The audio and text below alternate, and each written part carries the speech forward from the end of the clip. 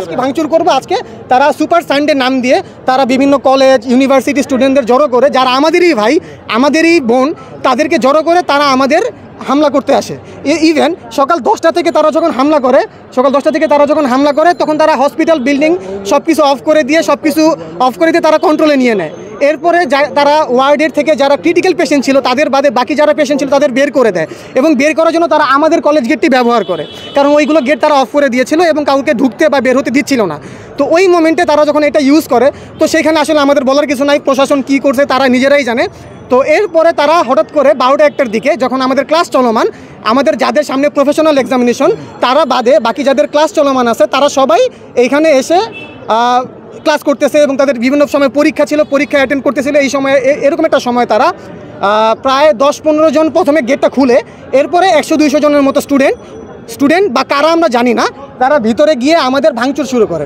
যেখানে আমাদের কলেজ বিল্ডিংয়ের উপরে 3টা ফ্লোর আমাদের লেডিস হোস্টেল, আমরা লেডিস হোস্টেল হিসেবে ইউজ করি। সেখানে আমাদের 45% ফরেনার স্টুডেন্ট আছে যারা ইন্ডিয়া থেকে এসেছে, এবং 55% আমাদের বাংলাদেশি স্টুডেন্ট।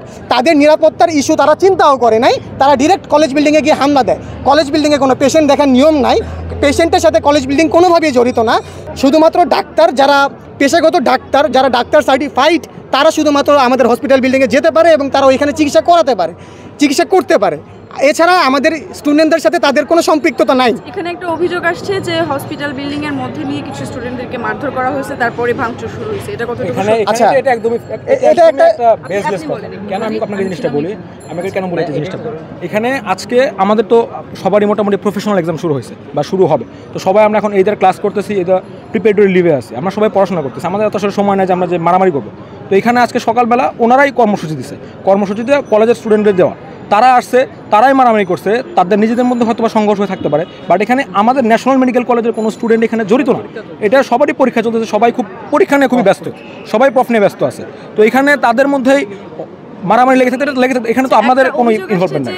যারা ভুক্তভোগী পরিবার তাদের কাছ থেকে 10,000 টাকা দাবি করা হয়েছে, এটা কি অতটুকু সত্য বলে? এটা একদমই বেসলেস কথা। আমি যতটুকু জানি, এটা আমি বলি, কোনো 10,000 টাকা দাবি বা অফার করা হয় নাই। আমি একটু বলি, এটা আমি বলি শুনেন। এখানে হলো আমাদের সমাজ কল্যাণ পরিষদ নামে একটা জায়গা আছে, যেহেতু আমাদের মেডিকেলকে সবাই আধা সরকারি হিসেবে চিনে, যদিও মেডিকেল কলেজটা সম্পূর্ণ প্রাইভেট এবং সম্পূর্ণ নিজস্ব অর্থায়নে পরিচালিত, বাট আধা সরকারি হিসেবে আমাদের হসপিটাল বিল্ডিংয়ে চিনে, কারণ এইখানে ঢাকা সিটি কর্পোরেশনের কিছু অর্থায়ন আছে এবং সমাজ কল্যাণ পরিষদ কিছু অর্থায়ন করে। তো সেইখান থেকে যখন তারা দেখছে যে পেশেন্টটা আমাদের ভর্তি ছিল আমাদের ফ্রি বেডে, এবং পেশেন্টের ফ্যামিলির আর্থিক কন্ডিশন খুবই ক্ষীণ, তো সেই ক্ষেত্রে তারা বলেছে যে তাদের বডিটা নিয়ে যাওয়ার জন্য তারা প্রথমে 5,000 টাকা দাবি করে, এরপরে সমাজ কল্যাণ পরিষদ থেকে তাদের 10,000 টাকা ফান্ডিং দেওয়ার কথা বলা হয়, এবং সেই হিসাবে তারা বলেছে এই জন্য এই না যে একটা জীবনের দাম তারা 10,000 টাকা দিতে চেয়েছে। এই জন্য আপনি এটা বলতে পারবেন না যে একটা জীবনের দাম 10,000 টাকা, এটা কখনোই আমরা কেউ সমর্থন করি না। এটাকে তারা ইস্যু বানিয়ে তারা এই জিনিসটাকে এত বড় করেছে। এখন এটা কি আমাদের ভুল যে একজন দুস্থ রোগীকে, একটা দুস্থ পেশেন্টকে, একজন দুস্থ পরিবারকে সাহায্য করতে চাওয়াটা? তাহলে তো এটা আমাদেরই ভুল। হ্যাঁ, আমরা ভুল স্বীকার করে নিলাম তাহলে, যে আমরা সাহায্য করতে চেয়েছিলাম, সাহায্য করাটাই আমাদের ভুল হয়েছে। এটার তো কোনো জাস্টিফিকেশন নেই যে আপনি সে ভাঙচুর করবে, এটা তো কোনো জাস্টিফিকেশন।